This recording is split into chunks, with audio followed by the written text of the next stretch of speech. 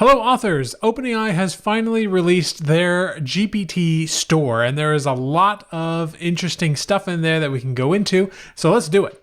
In this video, I'm going to be exploring the store a little bit, testing out a few GPTs to see if they're any good, and then I'll actually walk you through the process of taking some of my prompts and adapting them into a GPT that you will be able to use by the time you see this video. So if you have ChatGPT Plus, you should have access to the GPT store here. And the way to get there is when you're logged in, you go here to Explore GPTs. And this is the current state of the GPT store. Now, currently there is no monetization set up for any of these as far as I'm aware, but you can now search through different GPTs and you can look through different categories.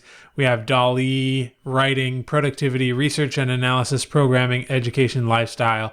Obviously for this channel, we're mostly interested in writing. So if you click on writing, it brings you down here to the writing section and you can see here. Now this is not the only list. There's certainly more GPTs about writing than what we have here.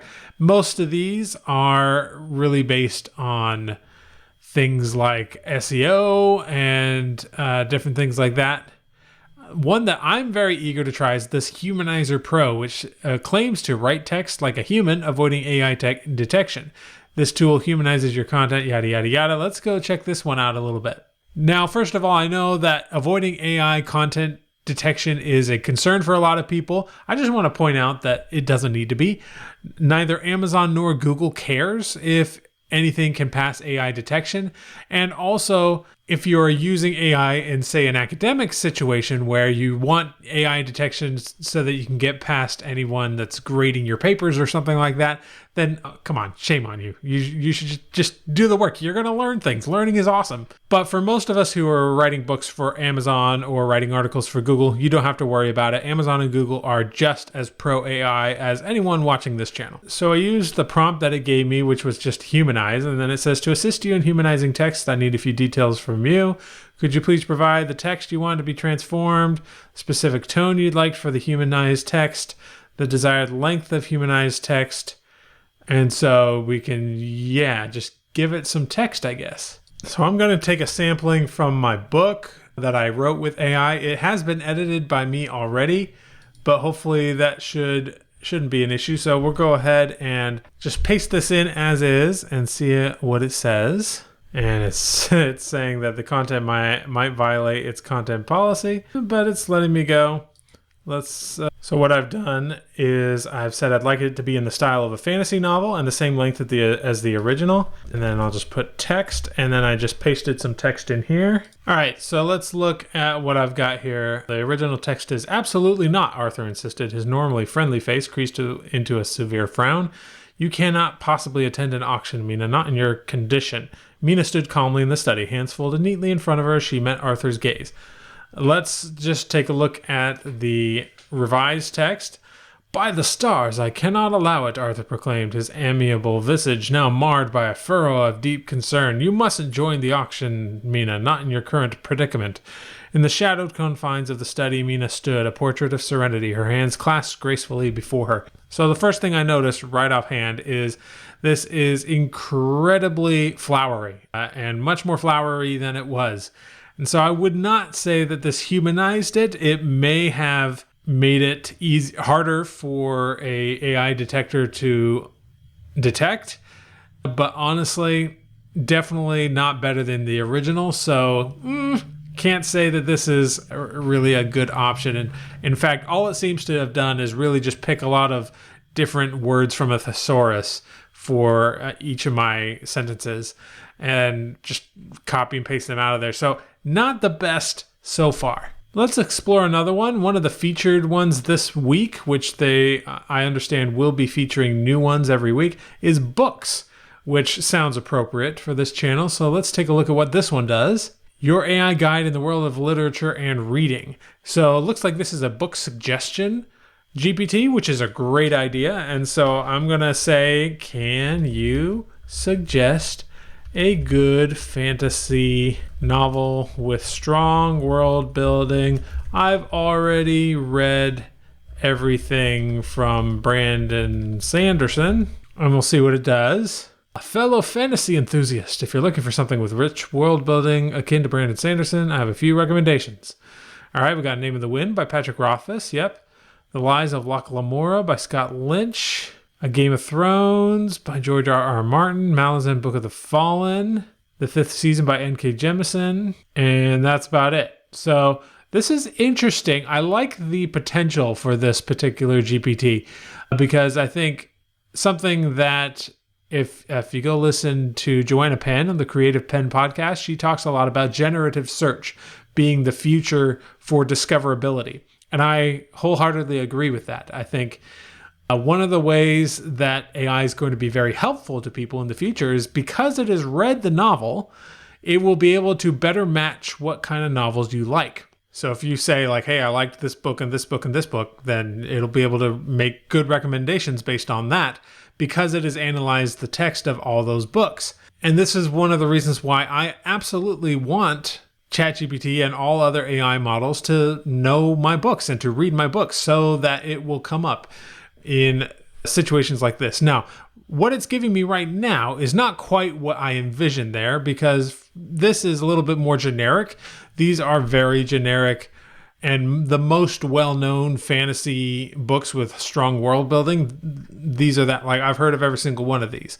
I could, of course, push it. In fact, why don't we do that and say, can you give me 20 more? But the other thing that I am less certain of here is the fact that a lot of this seems like it could be easily prompted without a GPT. And I think the strongest GPTs are going to be the ones that you can't really do by just your own prompting. Whereas this one, it's probably just using their own prompt, like it's just using GPT-4. And it is giving a number of good recommendations here. Of course, it did give me a Brandon Sanderson one, which I told him I had already read everything Brandon Sanderson, so I was hoping it wouldn't give me any Brandon Sanderson. But some of these I definitely haven't read before. So some of these might be good options if I'm into that. All right, another one I want to try is Future Fiction Academy Scene Writer by Elizabeth Ann West, who you may recognize if you've been around for a little while in the AI fiction space. Future Fiction Academy is, of course, a learning platform, and they are also the makers behind Rexy, which is an AI writing platform. And it looks like Elizabeth actually put together this GPT, and so I want to test it out. So I'm going to say, based on some of the prompts that they have here, I'm going to say, please expand this in the style of a gothic fantasy. And I'll paste in a couple of story beats that I have from my book. And here we go. In the somber, charcoal-tinted light of a London midnight, an ominous red glow loomed against the low-hanging clouds, painting a scene not unlike a ghastly painting from a forgotten era.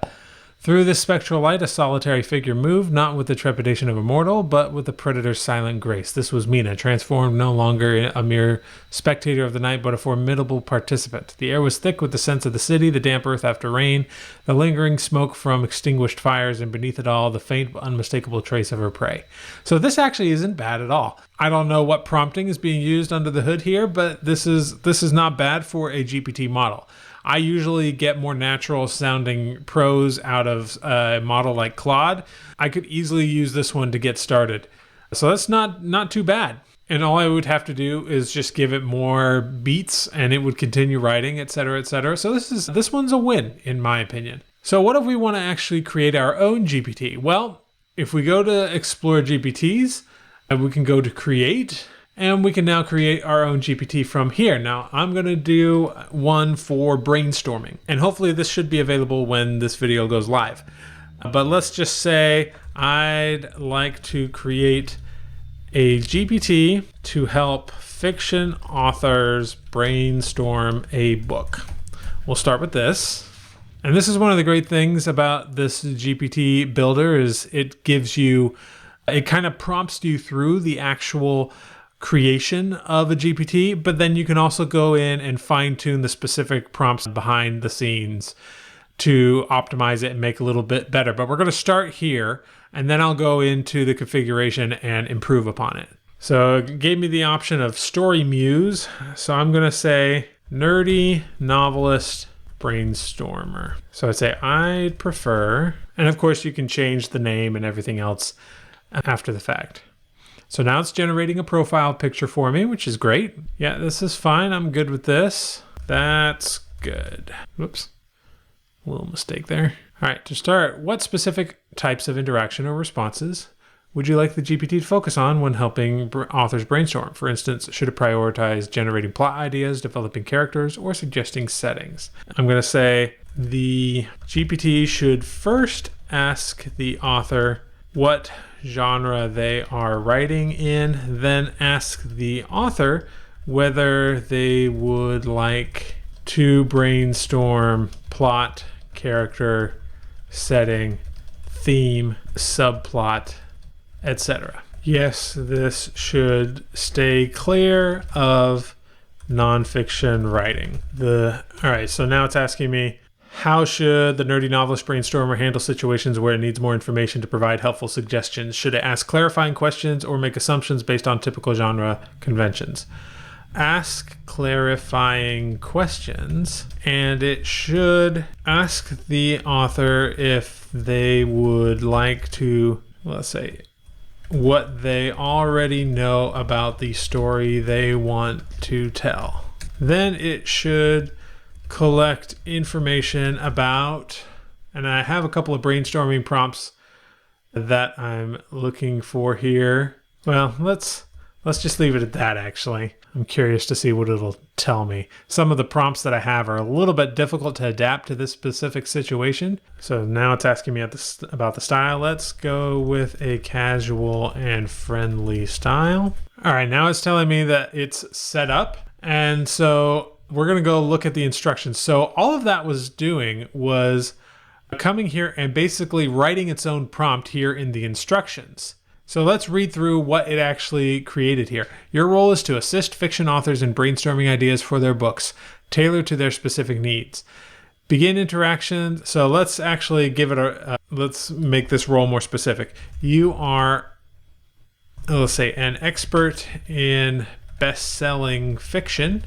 Your role is to assist fiction authors in brainstorming ideas for their books, tailored to their specific needs. Begin interactions by inquiring about the genre they are writing in and what the author already knows about the story they want to tell. Then ask whether they need help brainstorming plot, character, setting, theme, subplot, or other aspects.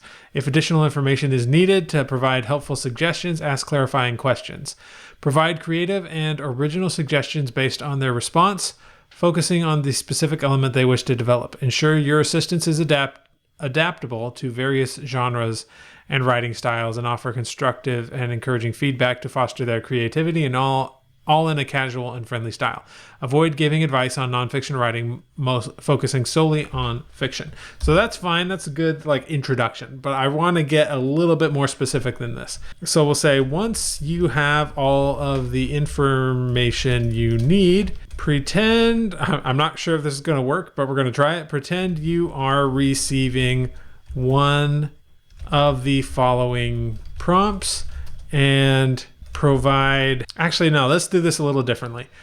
So we'll say, once you have all the information you need, ask the author if they would like to brainstorm using one of the following scenarios. And then and so I have a list of brainstorming prompts here that we can use. And so I'm going to go ahead, I'm just going to pull this off to the side, and then we'll get back to this and say, initial plot concept, initial character concept. Let's add one here at the top. General brainstorming of a wide variety of ideas. Then initial plot concept, initial character concept. Play the what if game, the first line. Let's say brainstorm the first line. News stories, job titles, would you rather, and this meets that social issue. Okay, so those are all of the different scenarios that I have listed. All of this is in my book, by the way, if you want to check that out. It is not available on Amazon, but you can join the waiting list. That is on my website, storyhacker.ai. And if you join that waiting list, you'll be notified when you can get my book for free, and you'll be able to see some of these prompts. So we'll continue. Depending on what the user selects, run one of the following prompts. And we'll start with, what was it? General brainstorming. And I'm going to grab the prompt here. I'd like to write a genre novel about, we'll say, the idea. Please help me expand on this idea by providing potential details about interesting protagonists, antagonists, side characters, settings, plot twists, and subplots. Make a list of 100 possibilities. Okay. Initial plot concept is give me, and I'm going to actually give it the number here, 30 high concept pitches for a best-selling genre story with a unique twist, including intriguing characters and gripping emotional stakes. Initial character concept. And then that one is give me 30 ideas for characters that are part of a best-selling genre story that are well fleshed out, have strengths and weaknesses, and undergo conflicts throughout the course of the story. Briefly describe their character arc. The what if game. Say, I'd like you to create a list of what if statements related to concept to be used in genre story. Please give me 30 possibilities. Then we have brainstorming the first line. Give me a list of 30 potential first lines for a genre novel. The line should include at least one character, include some kind of conflict, should be quick, engaging, and action-oriented to hook the reader. For news stories, come up with 30 news article teasers covering unusual events, crimes, disasters, or discoveries that could drive the plot of a genre story. For job titles, give me a list of interesting and unusual professions that one might find in a setting or genre setting. This could be followed up with, we'll say, with the following, depending on the author's answer. For would you rather, we'll say, give me 30 ridiculous would you rather scenario questions related to a genre book about concept. All right, so I got all of the brainstorming prompts here. I'm just going to add at the end, after the reader has answered after the author has answered any of the above, continue to brainstorm ideas back and forth, helping the author to narrow down exactly what their book should be about, as well as relevant plot details, character details, setting details, etc. And I think that should be good. So we have now created a much larger prompt here, and we're not going to need web browsing. We're not going to need, well, actually, let's leave DALL-E image generation just in case the users want to visualize something. We don't need code interpreter. And that should be good. So we're going to save this. This is going to go under the category of writing. So this is what this looks like. If you want it just for you, you just say only me. If you want it for anyone, if they have a link, you can select anyone with a link. And in this case, I'm going to put it out to everyone. All right, let's test this thing out. I'd like to brainstorm a novel. Okay, I can already see one thing I want to fix, because right out of the gate, it's just told me, like, here are all the things that I want to know from you. And it's kind of like overwhelming. So I want it to walk through those things one by one. So I'll fix that. But for now, let's just say I'd like to write a story about a world that exists on the opposite side of the sun from Earth. All right, so it's asking me questions, which is what I would like. So let's answer some of the questions it asked here.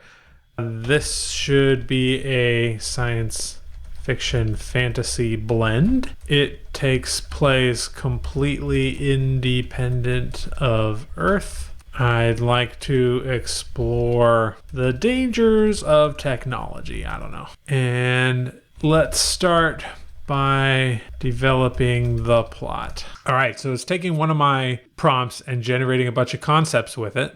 Say, I like number 24. All right, so it gave me a whole bunch of stuff, kind of fleshing out this plot. And now it's saying, feel free to tweak this outline to better suit the story you want to tell. We can further develop characters, subplots, or specific settings within Utopica. What aspect would you like to explore next? And I'll say, let's say characters. And now it's brainstorming a bunch of characters for the thing. So it's not perfect, but I actually kind of like what it's giving me. It's definitely giving me some good options. And so I'll probably tweak this prompt a little bit, but I'm definitely good with this being publicly available. So as this goes out, I will put a link to this in the description. And so you can see that. And also, if you want to see me put together my GPT on how to write prose, so you can create one of those yourself, I'll link to another video that I did a little while back where you can see that whole process and create one for yourself to actually create good prose. And I'll see you in the next video.